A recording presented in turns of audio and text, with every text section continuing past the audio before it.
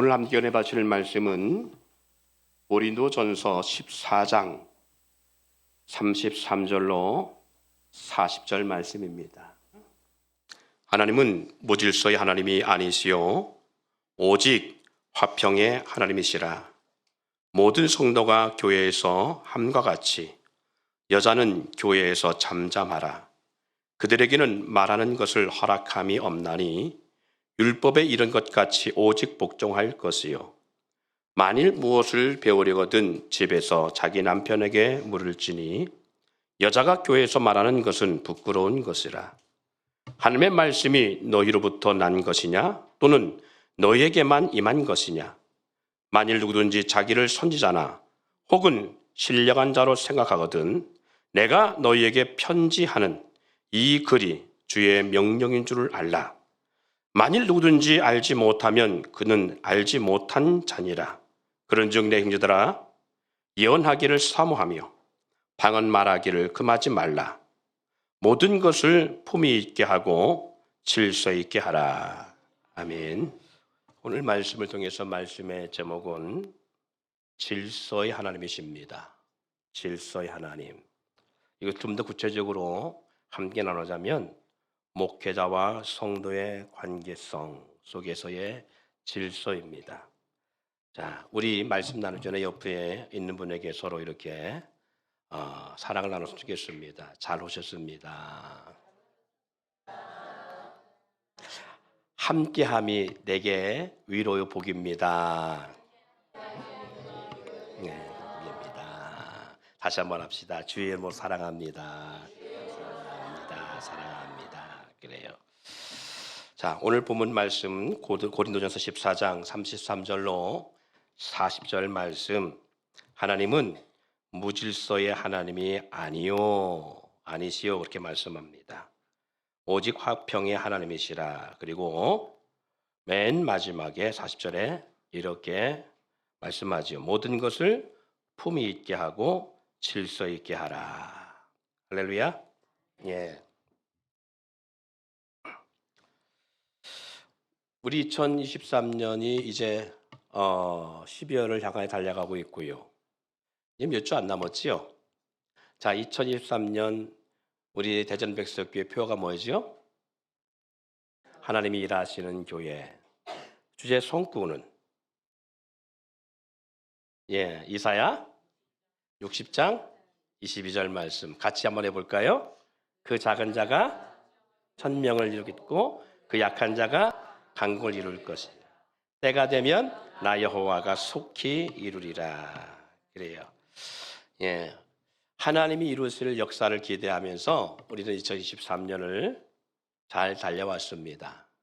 하나님이 일하시는 교회, 하나님이 일하시는 역사를 우리 삶 속에 누리고 또 그리고 그 역사를 경험하기 위해서 우리 2023년에는 그러려면 어떻게 해야 되느냐 할 때 연합이라는 사랑이라는 그러한 메시지들을 가지고 달려왔습니다. 여기 말한 것처럼 그 작은 자가 천명을 이루겠고 그 약한 자가 강국을 이룰 것이라 라고 했습니다. 그럼 어떻게 하면 이 작은 자가 천을 이루고 약한 자가 강국을 이룰 수 있을까? 예, 우리는 그걸 소망합니다. 우리 모두 다 우리는 무엇을 하든지 하나님이 나를 통하여 역사하실 그 기대를 소망하며 우리가 달려가고 있는 줄 믿습니다. 가정이면 가정으로, 교회면 교회대로, 개인이면 개인대로, 또 사업을 하는 사람에는 사업을 하는 사람대로, 공부하는 우리 학생들은 공부하는 대로 나름대로 하나님은 약한 자가 통해서 천을 이루고 강국을 이루고 작은 자로 천을 이룬다고 했으니까 하나님이 나를 통해 그 역사를 기대하며 우리가 지난 한 해 동안 소망을 품고 달려온 줄 믿습니다. 그러면 이것이 단숨에 다 이루어질 수 있느냐? 그렇지는 않아요. 분명한 하나님의 말씀을 보니까 이렇게 말씀하지요. 때가 되면 나 여호와가 속히 이루리라. 때가 되면 이룬다는 거예요. 그럼 그 때가 언제냐? 때가 있어야 되잖아요. 우리가 막연하게 소망만 품고 있고 그리고 있어도 그만 없어도 그만 돼도 그만 안 돼도 그만이 아니라 하나님이 이루실 역사의 때를 바라볼 수 있어야 되는데 그럼 그때가 언제냐라고 할 때에 이건 개인적인 모습만은 아닙니다. 우리 개인의 힘으로는 사실은 어떻게 보면 이 작은 자가 천을 이루는, 약한 자가 강국을 이루는 일에 내 개인 한 사람으로는 할 수 없는 일일 수도 있어요. 그래서 다른 말로는 불가능한 일이라고 말할 수 있습니다. 아무리 재능이 많고 능력이 출중하고 그리고 뛰어난 그러한 자기의 커리어를 갖고 있어도 쉽지 않습니다. 전적 하나님의 역사가 있을 때 가능합니다.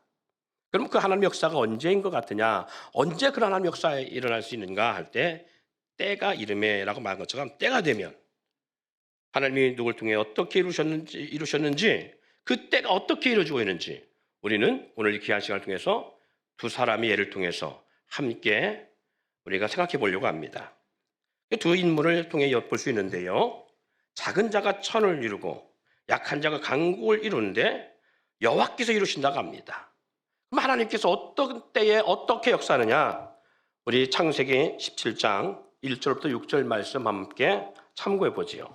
창세기 17장 1절부터 6절 말씀 한번 같이 읽어볼까요?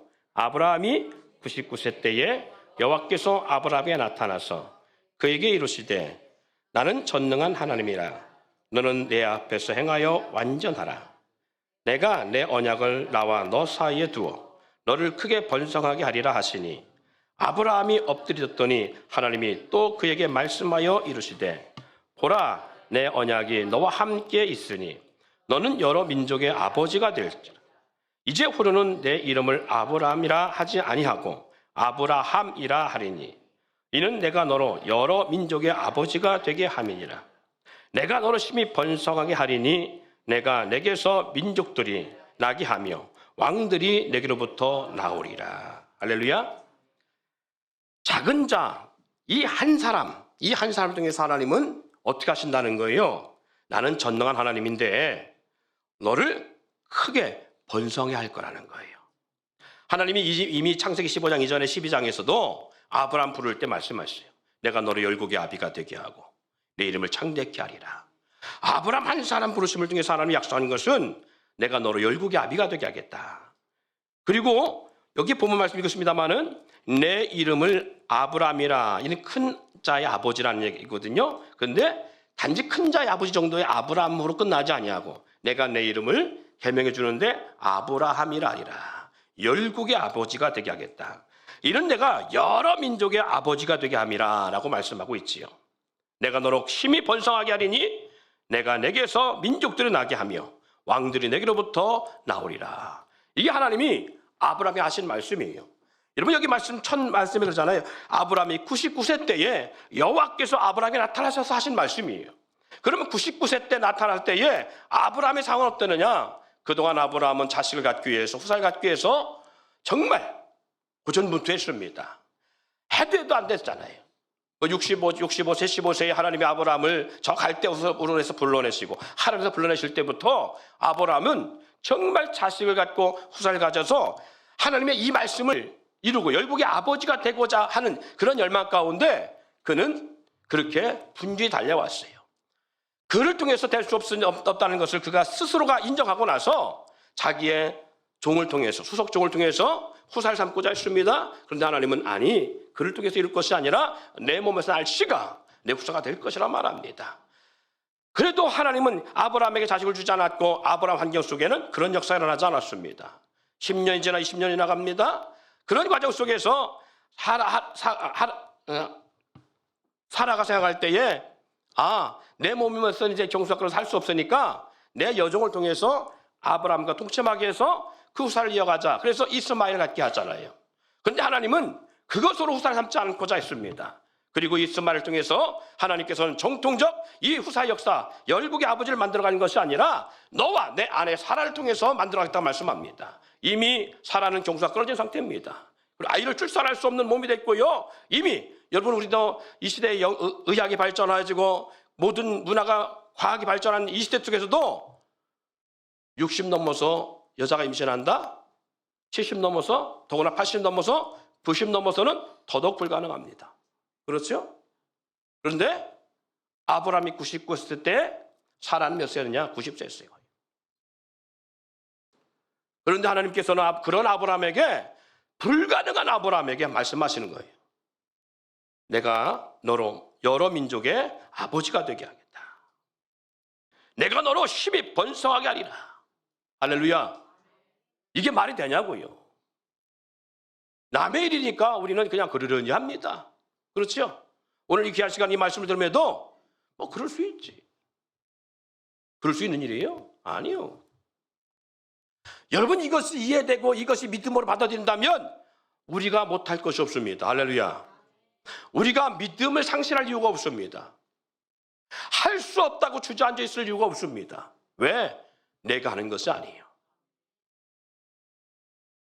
그래서 저는 어둠이 깊을수록 더 희망이 생기는 게 뭐냐면 하나님의 때가 가까워간다. 우리 성도들 보면서 그래요. 점점 아닌 길로 가요. 목회자에게 점점 목회자가 바라보는 가운데 소망을 주는 것이 아니라 절망을 주고 있습니다. 네. 믿음의 절망을 주고요. 신앙의 절망을 주고요. 삶의 절망을 안겨줍니다.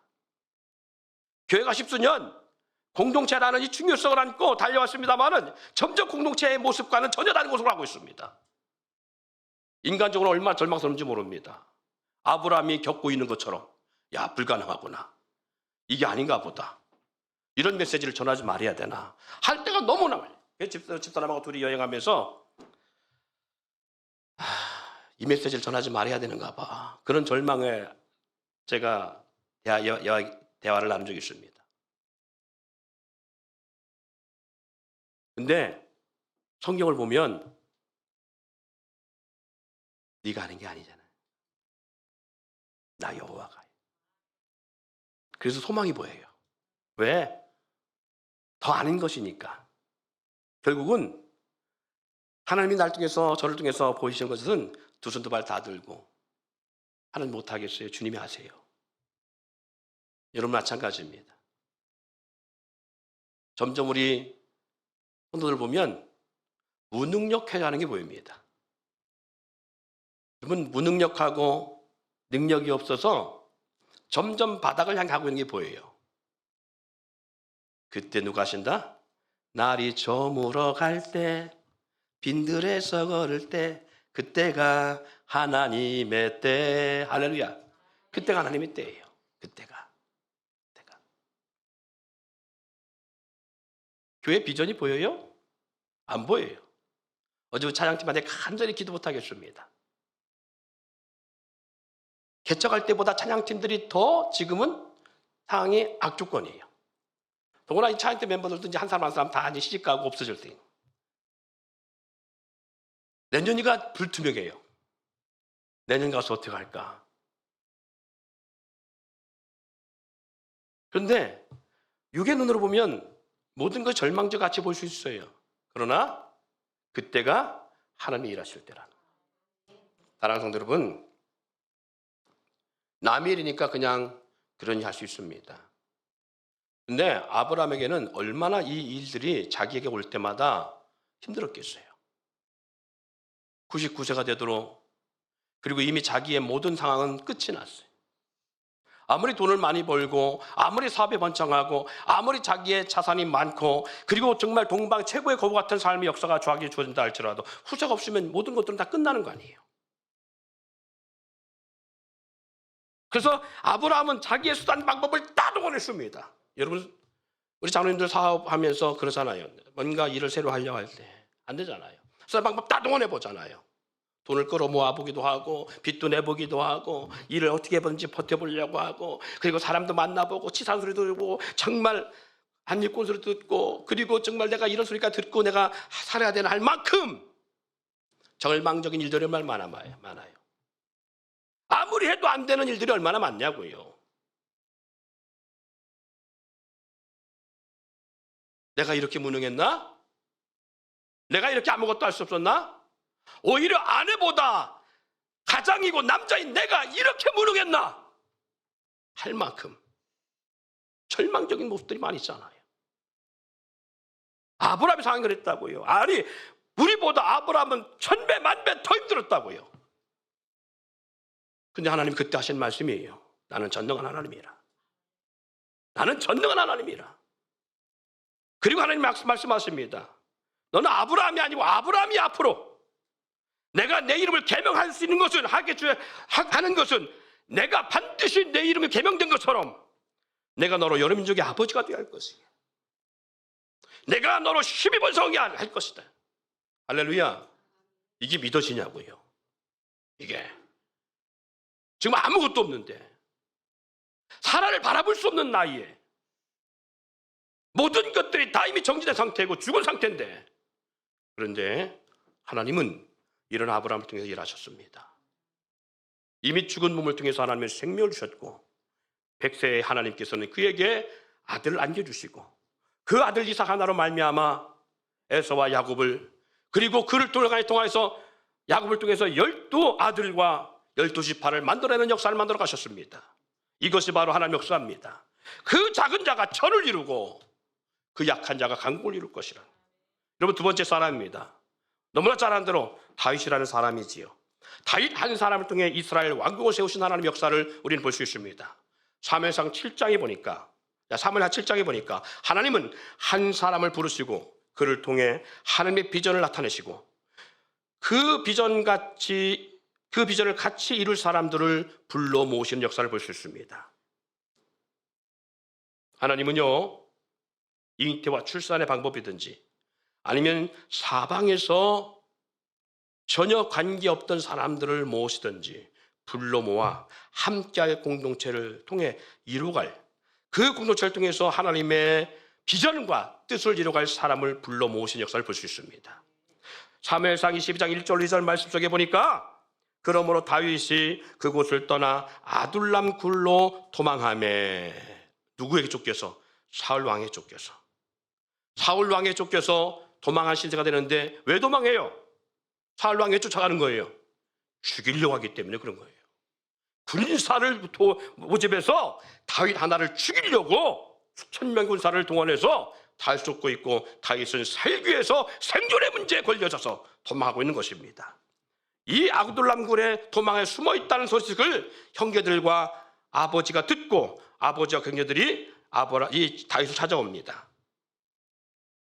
형제들만 찾아온 것이 아니라 환난 당하는 자, 모든 빚진 자, 마음이 원통한 자, 그들이 한 사람 한 사람씩 이 다윗에게 모이기 시작합니다. 그리고 이렇게 말씀합니다. 사무엘상 22장 1절 2절 같이 한번 읽을까요? 처음부터 시작. 그러므로 다윗이 그곳을 떠나 아둘람 굴로 도망하며 그의 형제와 아버지 온 집이 듣고 이르되 내가서 그에게 이르렀고, 환난 자, 모든 빚진 모든 자와 마음이 원통한 자가 다 그에게로 모였고, 그는 그들의 우두머리가 되었는데 그와 함께한 자가 400명가량이었더라. 아멘. 다 그에게로 모였다는 거예요. 그리고 그들 가운데 하나님은 아브라함 한 사람을 우두머리로 세우셨어요. 어떤 사람들이에요? 능력인 사람들? 힘 있는 사람들? 의지할 만한 사람들이요? 아니요. 전혀 의지할 수 없는 사람들이에요.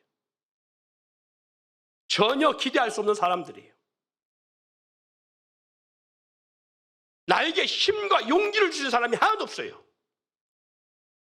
세상에서 버림받고, 세상에 도망다니고, 세상 가운데서 조롱받고, 세상 가운데서 천대받는 사람들이 모인 거예요.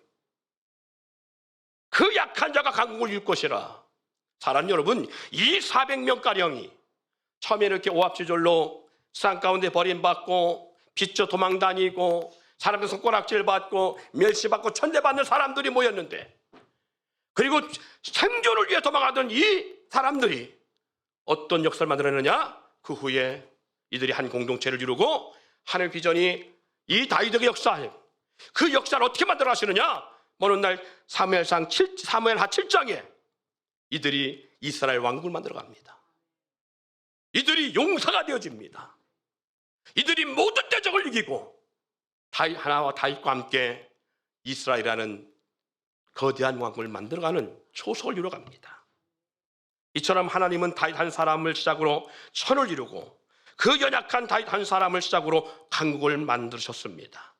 모세 한 사람을 통해 애굽에서 종된 이스라엘 족속들을 불러 모시고 약속의 땅에 들어가 강국을 세우는 기초를 닦은 것처럼 하나님의 비전을 이루기 위해서는 반드시 뭐가 필요하느냐? 이와 같이 연합이 필요한 역사가 있는 거예요.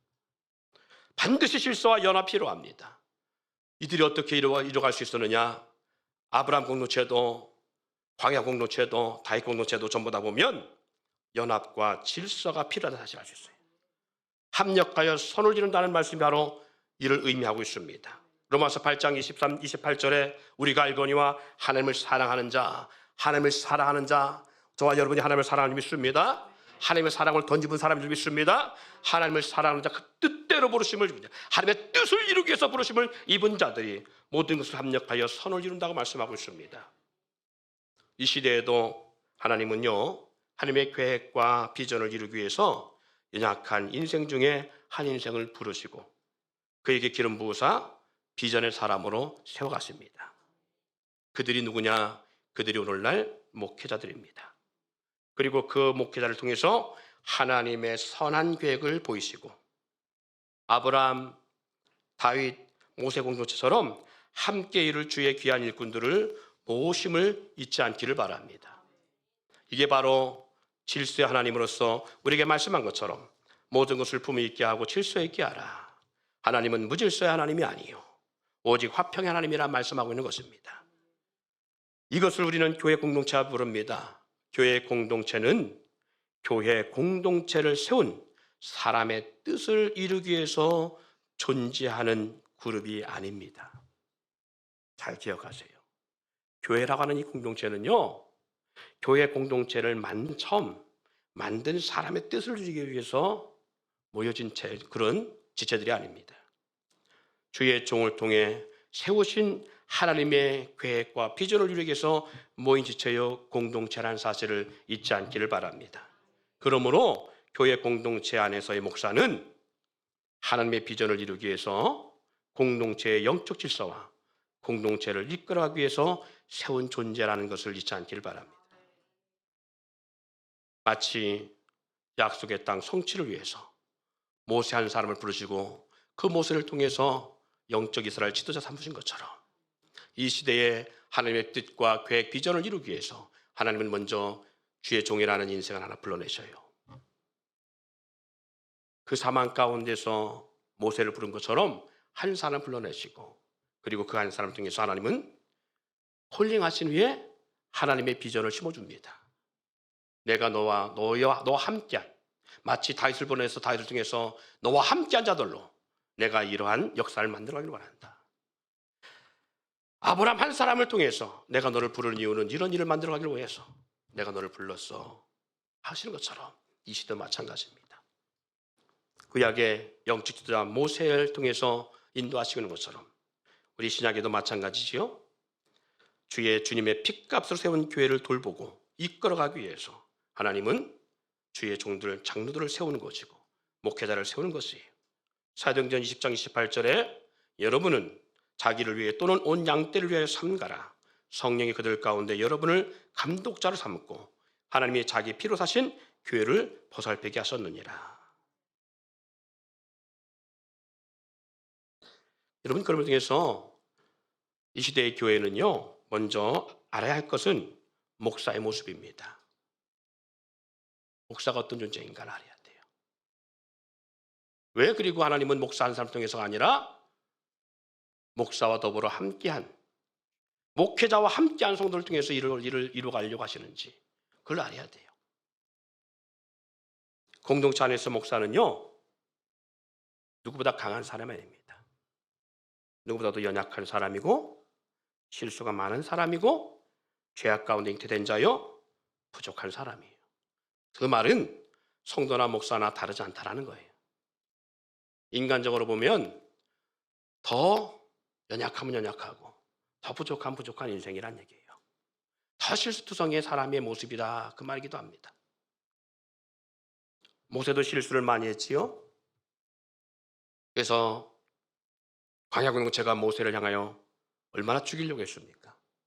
대적하기도 수없이 하고요. 엘리야도 마찬가지입니다. 능력이 많았던 엘리야라고 해서 그는 로봇과 같이 아니면 뭐 세상 가운데서 초월한 사람처럼 살았느냐? 아닙니다. 엘리야도 먹어야 살았고요. 마셔야 견딜 수 있었습니다.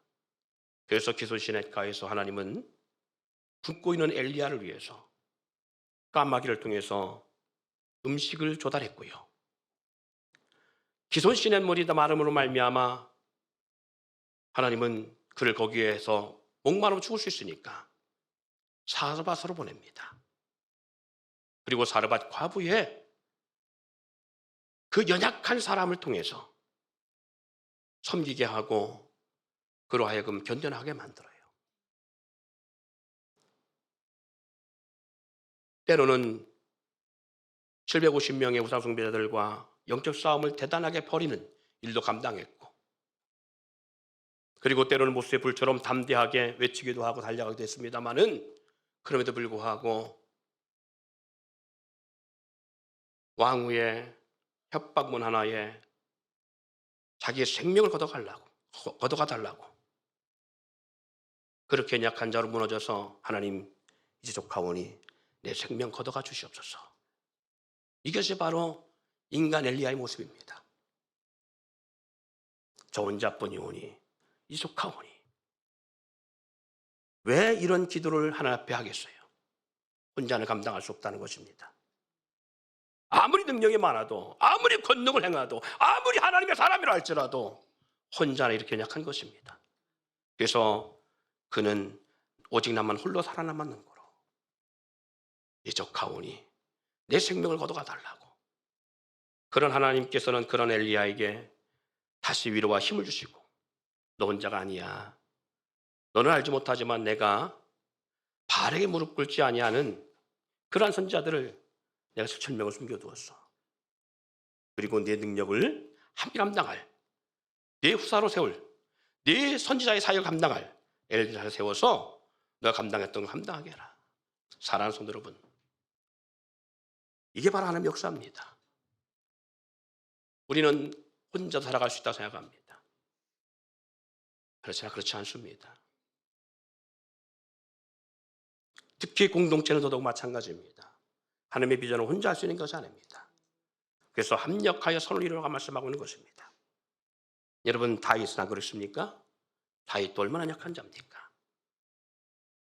얼마나 많은 이쁜 후궁들이 있었어요. 그럼에도 불구하고 얼마나 그 안에 많은 정욕과 탐욕이 그 안에 내장되어 있었으면 자기의 충성된 종의 군사의 아내를 보고 반해서 그 아내를 취하고자 했던 것이 다윗이고, 왕이잖아요.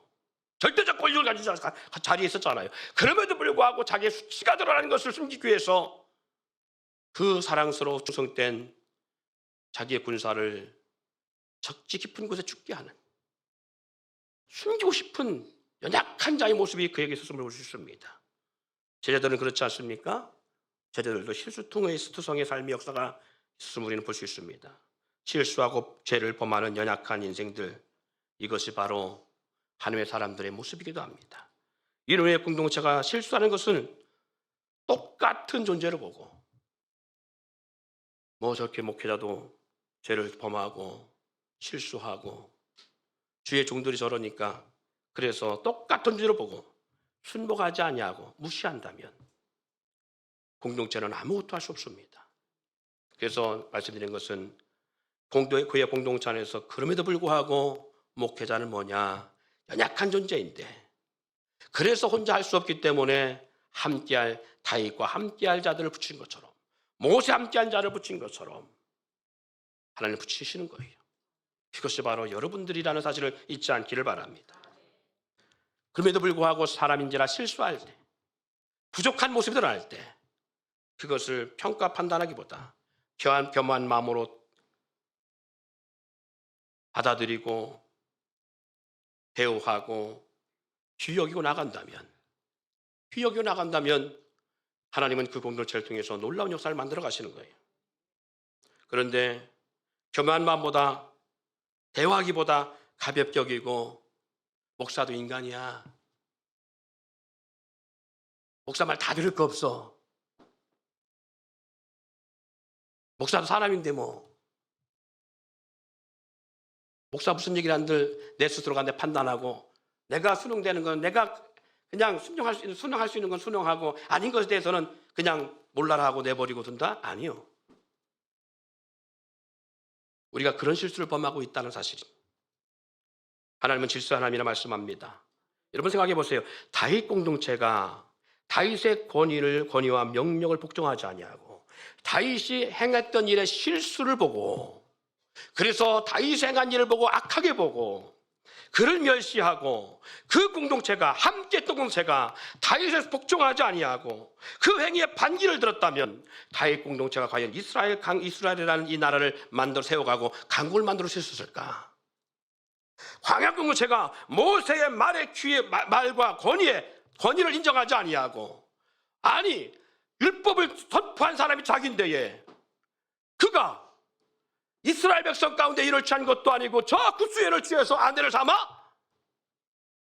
이러한 비정한 논리로 평가 판단하고 모세를 대적하고 살았다면 과연 그 공동체가 약속의 땅에 들어갔었을까? 아닙니다. 광야 40년 동안 완전 와해되고 분해했을 것입니다. 절대적으로 하나님의 비전을 완성할 수 없어요. 여러분, 공동체와 하나님의 뜻의 완성을 위해서 하나님은 그래서 그러한 공동체 완성을 위해서 하나님은 모세를 대적하거나 권위에 무시하는 공동체 지체들에 대해서 하나님은 징벌하신 거예요. 여러분, 모세가 사랑스러워서 하나님도 편의적 사랑하는구나 그래서 한 것이 아니에요. 모세를 위함이 아니라 바로 공동체를 위해서, 하나님의 뜻을 완성하기 위해서 하나님은 어쩔 수 없이 그럼에도 불구하고 모세 편에 섰을 뿐이에요.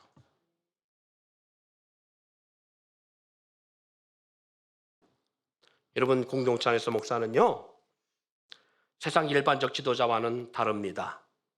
그러기에 세상 일반적 지도자는요, 돈이라는 것 때문에나 아니면 교제라는 것 때문에 어떠한 공동체와 지도자가 있지만, 그러나 교회는 이 모두 때문에 있는 게 아니에요. 교회 안에서 목회자는요, 영적 권위와 순복하기를 원하기 위해서, 또 그리고 하나님의 비전을 이루기 위해서 하나님 리더를 삼으시고 공동체를 세워가시는 거예요. 여러분, 광야 공동체에서 하나님은 모세의 눈과 귀를 통해 역사하셨습니다. 민수기서 14장 2절, 3절, 18절에 그렇게 말하지요. 여러분, 이스라엘 자손들이요, 광야에 있으면서 약속의 땅을 정탐하고 옵니다. 우리가 너무 잘 아는 얘기예요. 정탐하는 데에 12명의 각 족속의 지도자들을 통해서 대표를 세워서 약속의 땅 가나안을 정탐하고 오도록 했어요. 정탐하고 하는 데에 10명의 정탐꾼들은 그 가나안 땅의 상황을 보고 우리는 그 땅에 도저히 들어갈 수 없습니다. 갔더니 그 땅은 우리와 상대가 될 수 없는 땅입니다. 우리는 전쟁을 경험할 수 없고, 그리고 전쟁에 대한 물품도 그리고 무기도 준비하지 아니하고 전쟁의 오합지졸인데에 저들은 이미 기갑부대가 있고 저들은 이미 전쟁에 능한 자들, 그리고 저들에게는 모든 무기가 다 갖춰져 있고, 그리고 산마다 전부 다 요새가 있고, 우리는 그 약속의 땅에 발을 디디는 순간에 다 죽을 수밖에 없는 맷뒤 같은 존재입니다. 이 말을 듣고 모든 이스라엘 백성들이 동요합니다. 모세를 대적합니다. 애굽에 매장지가 없으므로 이 광야를 죽게 하느냐. 그리고 모세를 대적합니다. 이렇게 말씀합니다. 이스라엘 자손이 다 모세와 아론을 원망하며 온 회중이 그들에게 이르되, 온 회중이 누구에게 이뤘다는, 모세와 아론에게 이뤘다는 게, 우리가 애굽 땅에서 죽었거나 이 광야에 죽었으면 좋았을 것을 어찌하여 여호와가 우리를 이 땅으로 인도하여 칼에 쓰러지게 하려 하는가. 우리 처자가 서로 잡히리니 애굽으로 돌아가는 것이 낫지 아니하냐. 여러분, 28절 말씀으로 한번 돌아가 볼까요? 자, 시작.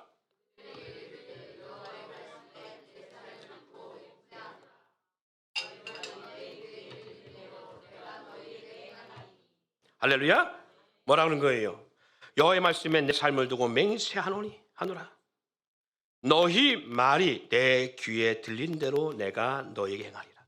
지금 이스라엘 백성이 누구한테 와서 원망하며 죽겠다고 하소연하고 모세에게 이렇게 원망하는 거예요. 바로 모세와 아론 앞에 와서. 그렇죠? 자, 이들이 정탐꾼들의 소식을 다 듣고 그리고 나서 하나님 어떻게 이럴 수 있지? 하나님 어떻게 이럴 수가 있어서 여호와의 제단을 쌓고 그리고 오늘날 말하면 교회 가운데 와서 하나님 어찌 할 수 있습니까? 액발의 장치가 없어서 광야 살에 죽었으면 좋았을 것을 이제 우리의 처자들은 어떻게 하라고? 그리고 하나님 앞에 매달렸어요? 아니요. 누구 앞에 와서 했다는 거예요? 모세와 아론 앞에 와서. 근데 하나님은 내가 다 지켜봤다. 이게 아니에요. 다 합시다. 내 말이 너희 말이 내 귀에 들린 대로 너에게 행하리니. 여러분 하나님 귀 있어요? 여러분 하나님 귀 보신 분 없잖아요. 그죠? 그럼 누가 이 말을 듣고 있는 거예요? 지금 이들의 원망과 원성의 말을 누가 듣고 있는 거예요? 그래요. 모세가 듣고 있는 거예요. 하나님은요 마치 이런 것 같아요. 모세의 눈을 통해서 보시고요 모세의 귀를 통해서 들으시는 거예요. 하나님이 그러면 들을 수 없고 볼 수 없어서 눈과 귀가 없어서 그건 아닙니다. 질서를 위해서. 하나님은 질서를 위해서, 하나님은 지도자 삼은 사람을 통하여 이끌어가기 위해서. 그래서 하나님은요 모세의 눈을 통해 보시고 모세의 귀를 통해 들으시는 거예요. 이 말을 말하면 하나님 지금도 우리 가운데 계시잖아요. 인정하십니까? 따릅시다. 너희 안에 거하시는 하나님이시니. 그래요. 하나님 우리 가운데 있습니다. 그런데 불구하고 교회 공동체 가운데 왜 설교하게 하십니까? 왜 말씀을 전하고 우리는 그 말씀을 듣는 것입니까? 우리 안에 계신데요. 아니요. 영적 질서를 위한 것입니다. 그래서 성경은 다 누구에게 펼쳐져 있고 읽을 수 있지만 하나님은 온전한 질서와 그리고 하나님의 뜻을 이루기 위해서 공동체 가운데 리더를 주시고 그 리더를 통해서 일을 행하시는 거예요. 하나님 비전을 만들어 가시는 거예요. 그래서 하나님은 이 시대도 마찬가지입니다. 주의 종의 눈을 통해 보시고요 주의 종의 귀를 통해 역사하시는 거예요. 아까 말씀드렸잖아요. 그럼에도 불구하고 목사는 어떤 사람이다? 여러분과 동일하게 약한 사람이다. 어떻게 보면 더 약한 사람이고 더 부족하고 무능한 사람이에요. 저는 여러분을 대단하다고 생각합니다. 왜냐하면 고민을 많이 해봤어요. 저도 어떤 고민 해봤냐면 목사를 그만두면 뭘 할 수 있었지? 어디 가서 할 만한 게 하나도 없어. 왜냐하면 이게 한 40대나 목사가 됐고 세상 경험이 있었으면 경험을 바탕으로 뭘 해볼 수 있잖아. 근데 이게 바로 은혜 받고 학생신분 벗어나서 목사가 되고 났기 때문에 목사 외에는 할 게 없어요. 할 게 없어요. 힘이 좀 있으면 택배나 좀 해볼까? 아니면 운전을 좀 해볼까? 뭐 이런 것 외에는 할 게 없어요.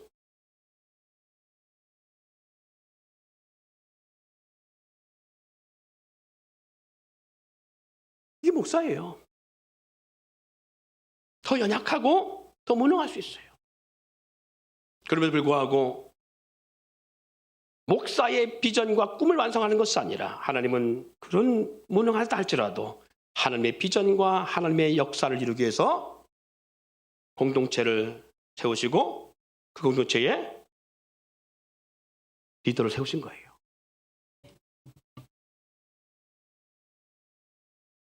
많은 분들이 이 공동체에 대해 구약적인 메시지를 전하면 이렇게 말합니다. 하나님 모세의 눈과 귀를 통해 들으신다고 하니까 구약 얘기잖아요. 구약 얘기잖아요. 그렇게 말합니다. 많은 분들이 구약과 신약을 나누면서 지금 관계는 그런 관계 아니라고 이렇게 주장합니다. 주종관계가 아니라고. 물론 주종관계는 아닙니다. 구약에도 모세와 이스라엘 백성은 주종관계는 아니었어요. 영적 지도자일 뿐이었습니다. 하지만 예수님은 오히려 더 구체적이고 세부적으로 말씀했습니다. 초대교회 예루살렘 교회에서는요 사도들에게 행한 것을 주님께서 행하신 것으로 그렇게 보시고 역사했어요.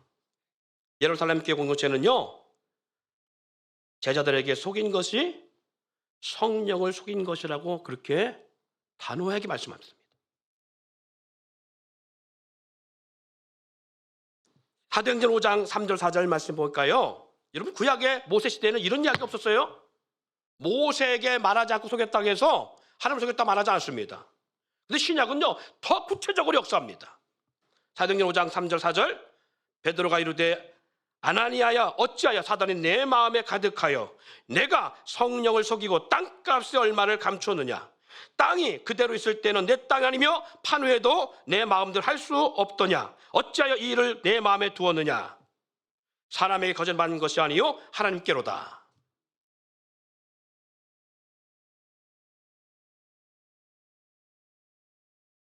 지금 이 아나니 삽비라가 누구에게 와서 거짓을 말하고 있었던 거예요? 제자들에게. 그런데 이 제자들에게 통해서 하나님 뭐라 말씀하셨다고요? 사람을 속인 것이 아니라 성령을 속인 거라고요.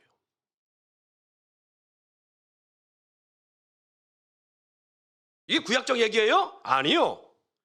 예수 시대 얘기고요. 신약적 이야기입니다. 주의 종을 영접하는 일을 주님을 영접하는 일로, 주의 종에게 행한 일은 주님께 행한 일로, 예수님도 말씀 마태복음에 보면 딱 그렇게 말씀하고 지목하에 딱 직역합니다. 마태복음 10장 9절로 15절 가운데 보면 너는 전대나 너희는 전대나 금이나 은이나 동을 가지지 말라. 예수님께서 12제자들을 둘씩 파송 보내며 하신 말씀입니다. 파송 보내면서 여행을 위해서 배낭이나 두버롯이나 신이나 지팡이를 가지지 말라 말합니다. 그리고 이렇게 말하죠. 일꾼이 자기에게 먹을 것을 받는 것이 마땅하다. 어떤 성이나 마을에 들어가든지 그 중에 합당한 자를 찾아내어 너희가 떠나기까지 거기서 머물라 라고 말합니다. 자, 그러면 이렇게 말씀하죠. 그 집에 들어가면 평안하게 빌라. 그 집에 이에 합당하면 너희 빈 평안이 거기 임할 것이요. 사람이 그 집에 들어가서 그 집에 죄종들이 들어가서 평안을 비는데 하나님은 그거 빈 그대로 역사하시겠다는 거예요. 만일 합당치 않으면 그 평안이 너에게 돌아올 것이라. 14절 같이 있습니다. 시작. 누구든지 너를 영접하지 아니하고 너희의 말을 듣지도 아니하거든 그 집에나 성에서 나가 너희의 발에 먼지를 떨어버리라. 할렐루야. 너희의 영접지 아니하면, 너희의 말 듣지도 아니하면 발에 먼지가 떨어버려 나오라는 거예요. 자, 마태복음 10장 40절에 이렇게 말합니다. 너희를 영접하는 자는 나를 영접하는 것이요 나를 영접하는 자는 나 보내신 이를 영접하는 것이니라. 결국 너희를 영접하는 것은 누굴 영접하는 거라고요? 우리 주님을, 우리 하나님 영접하는 거라고 말하는 거잖아요. 이게 구약의 얘기예요? 아니요, 신약의 얘기예요. 이게 과거 고대 얘기예요? 아니, 현대 얘기입니다. 이 시대 교회가 무너지는 가장 첫 번째 원인이 바로 여기 있습니다. 세상적인 공동체 그룹의 리더와 동일하게 목회자를 보기 때문에 그래요. 아니요, 다릅니다. 세상의 공동체와 리더하고 교회 공동체와 리더는 전혀 다릅니다. 이 시대의 교회가 무너지는 가장 첫 번째 원인이 바로 여기 있습니다. 그러므로 말미암아 우리 하나님은 주의 종을 예수를 보내신 것처럼 예수님은 제자를 보내면서 하신 말씀이에요. 너희를 영접하는 것은 나를 영접하는 것이고 나를 영접하는 것은 나 보내신 하나님을 영접하는 것이라고요. 뿐만 아니라 주의 종의 입의 말에 순종하는 자를 하나님께 순종하는 자로 그렇게 여기시는 분이 오늘 신약에서 말씀하시는 말씀의 의도입니다. 사도행전 18장 6절 8절에 보니까 그들이 대적하고 비방하거늘 바울이 옷을 털면서 이르되 너희 피가 너희 머리에 돌아갈 것이요 나는 깨끗하리니 이후에는 이방인에게로 가리라 하고 거기서 옮겨 하나님을 경외하는 디도 유스도라 하는 사람의 집으로 들어가니 그 집은 회당 옆이라. 또 회당장 그리스보가 온 집과 더불어 주를 믿으며 수많은 고린도 사람도 듣고 믿어 세례를 받더라. 사랑하는 여러분, 이게 하나님의 질서입니다. 하나님의 질서는 볼 수 없는 하나님에 대해서 우리가 어떻게 영접해요? 볼 수 없는 하나님 앞에 어떻게 우리가 순종해요? 그래서 하나님은 뭘 통해서? 주의 종에게 순종함을 통해서 너희가 나에게 순종하는구나. 볼 수 없는 하나님의 말씀을 듣고 순종하지 않는 것은 주의 종의 말에 순종하냐 순종하지 않느냐. 이거 결정하신다는 거예요. 그래서 요한일서에 주님은 이렇게 말씀하시죠. 하나님을 사랑한다면서도 형제를 사랑하지 않는 것은 이는 거짓말하는 것이요. 하나님을 사랑하지 않는 거라는 얘기잖아요. 볼 수 없는 하나님을 사랑하는 자는 형제를 사랑하는 자라고 말합니다. 하나님은요, 그러므로 말미암아 주의 종의 행한 대로 갚으십니다.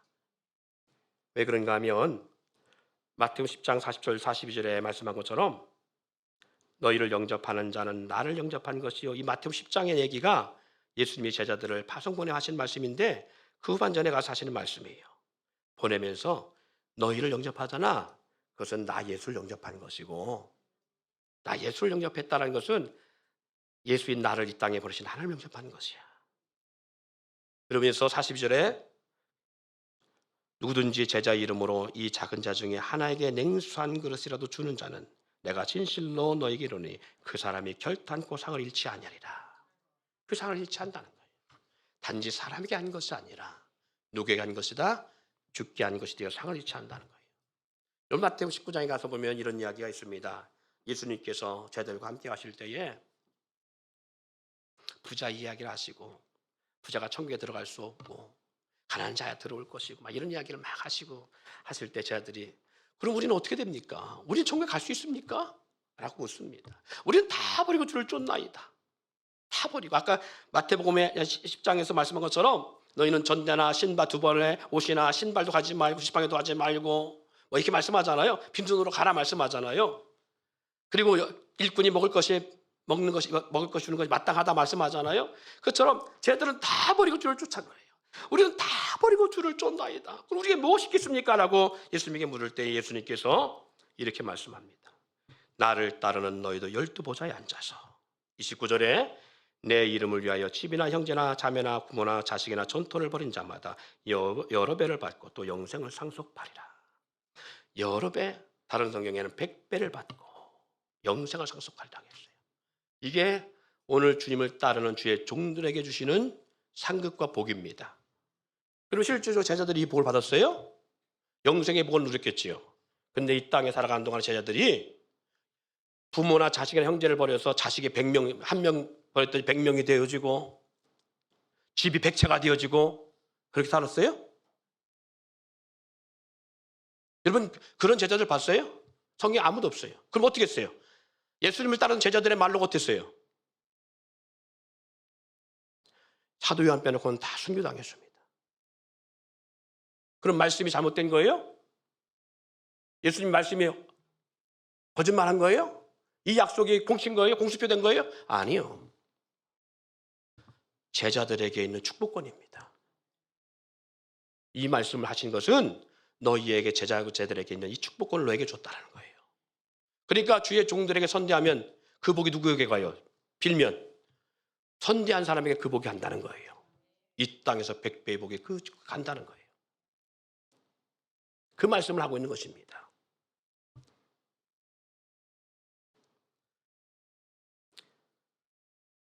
공동체 안에서 목사는요, 주님은 공동체 질서와 뜻을 이루기 위해서 목사의 말에 권능을 더하신다는 사실을 잊지 않기를 바랍니다.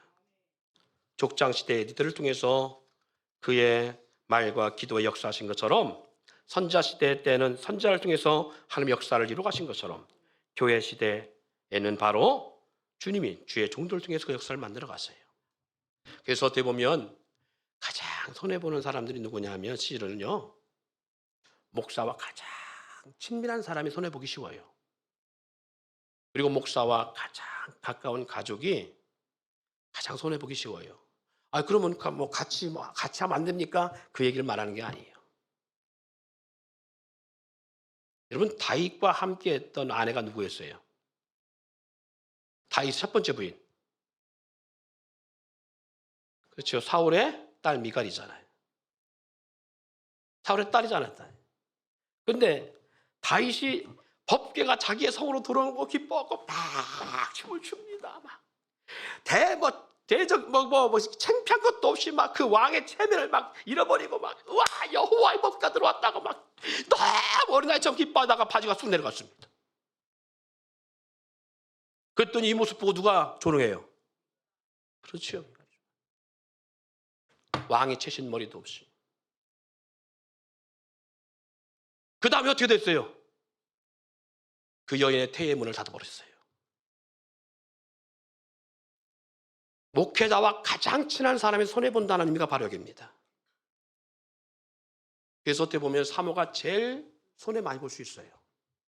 목사의 사모가. 왜? 같은 한 침대에서 생활하며 볼 거 안 볼 거 다 보면서 너와 나와 같은 사람인데,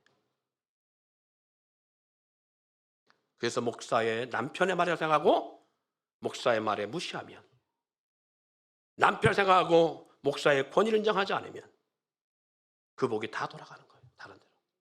그래서 첫 번째 손해볼 수 있어요. 그 다음 목회자 자녀들이 두 번째 타겟 손해볼 수 있어요. 아버지의 모든 걸 함께 보고 자라기 때문에. 그래서 함부로 할 수 있어서 불순종할 수 있고요. 그 다음에 장로들입니다. 장로들이 그 순서가 될 수 있어요. 마치 장로님들은 교회의 대표고 목사는 하나님의 대표인 것처럼 착각해서 두 마음으로 싸워요. 그런 교회가 잘 될 수가 없어요. 그래서 하나님은 이 공동체를 아름답게 그 약한 자, 작은 자가 천을, 그 약한 자 강구를 이루기 위해서 하나님은 공동체의 연합과 하나님의 비전의 완성을 위해서 그러한 장로들의 역사를 하나님은 꺾으시는 거예요. 이게 구약부터 나옵니다. 아론이 모세의 가장 한핏줄였던 아론과 그 누이 미리암이 모세에게 어떻게 지도자가 돼서 네가 구스yen을 취할 수, 이방인을 취할 수 있어? 라고 대적하고 달려들고 너의 한 행동이 백성들에게 얼마나 많은 악리가 끼칠 줄 알아? 라고 충고했다가 하나님이 그들을 심판하신 거예요. 왜? 공동체는 마음이 나누지면 안 되니까요. 공동체는 지체들이 나누지면 안 되니까. 오늘 기억하세요. 하나님은 이 시대에, 교회 시대에 주의 종을 통해 역사하십니다. 여러분이 믿음으로 받으면 역사 나타나요. 여러분 제자들의 역사를 통해서 보세요. 성전의 민문에서 후걸하는 한 사람을 고친 역사를 하잖아요. 이뿐만 아니라 죽은 자를 살리고 병자를 치료하신 기적 같은 역사들이 얼마나 많이 일어납니까? 정말 하나님의 사람처럼 존귀하게 대한 사람들은요, 그 집에 하나님의 임재가 나타나고 성령이 그 집에 역사하셔서 그 집이 다 구원받는 역사를 하기도 하는 거예요. 이스라엘 백성은 유태인들처럼 쫓아다니 방해했던 자들은 하나님은 철저하게 그들을 다 심판하셨어요. 왜? 주의 종을 사랑해서가 아니라 공동체를 위해서요. 공동체 연합과 부흥을 위한 거예요. 사사시대에 하나님은 그들 가운데 지도자를 세워서 역사하지만은 이스라엘 백성들은 자기 소견대로 행했다고 말합니다. 그래서 항상 고난을 당해요. 사랑하는 여러분, 오늘날 교회 공동체도 마찬가지입니다. 그래서 있는 자는 더 풍성하게 되고 없는 자는 있는 것마저 빼앗기는 이유가 뭐냐? 대형교회 목회자들은요, 권위 찾지 않아도 권위가 생깁니다. 대형교회 목회자들은 강단에서만 아니라 그냥 사적인 자리에서 아무개 집사 내일부터 기도 좀 해. 아무개 형제 선생 시집갈 목전 하나님 앞에 드리고 그리고서 하나님 앞에 구해. 그러면 하나님 복 주실 거야. 그 힘 안 들어요. 다 감당해. 왜? 수천 명이 목회자의 권위에 순종하니까. 당연히 해야 되는 줄 알아요. 그런데 이렇게 작은 교회는요, 내일부터 와서 같이 기도 좀 해. 그리고 토요일 날 좀 나와. 내 마음대로 해요. 내가 부담돼서. 때가 되면 나갈 테니까 그거 너무 강요하지 마세요. 다 자기 소견대로 해요. 그러니까 뭐가 안 되는 거예요? 권위가 없어지는 거예요. 목회자 권위가. 그럼 어떤 역사가 일어나요? 기도한들 무슨 역사가 일어나겠어요? 내가 주의 종을 하나님의 사람으로 기름 부음을 받고 그가 기도하면 하나님이 역사한다는 걸 믿지 않는 마음 가운데인데 기도해도 역사 일어나냐고 안 일어나요. 안 일어나는 거예요. 순종도 하는데 무슨 역사 일어나요? 다 자기 소견대로 하는데.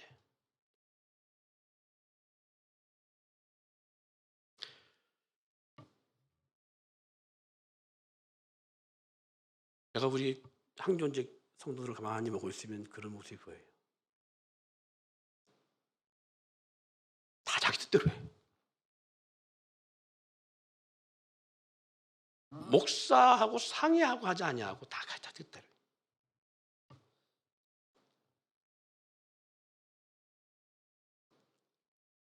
상관없어요. 어떤 모습으로 갔던. 그러나 안타까운 마음으로 권면하는 것은 순종의 제사보다 낫고요. 듣는 것이 소양의 기름보다 낫습니다. 작은 자가 천을 이루는 것 누구 한 사람 되는 게 아니고 강국을 이루는 것 누구 한 사람 되는 게 아니에요. 우리가 합력할 때 가능합니다. 우리 교회가 저는 성도 한 사람 한 사람마다 하늘의 복과 땅의 복을 누리기를 원합니다. 다 잘 되기를 원해요. 구워지되 구인받지 아니하고요. 머리가 될지언정 꼬리가 되지 않기를 원하고요. 여러분의 앞길이 자녀들의 앞길이 형통하기를 원하고요.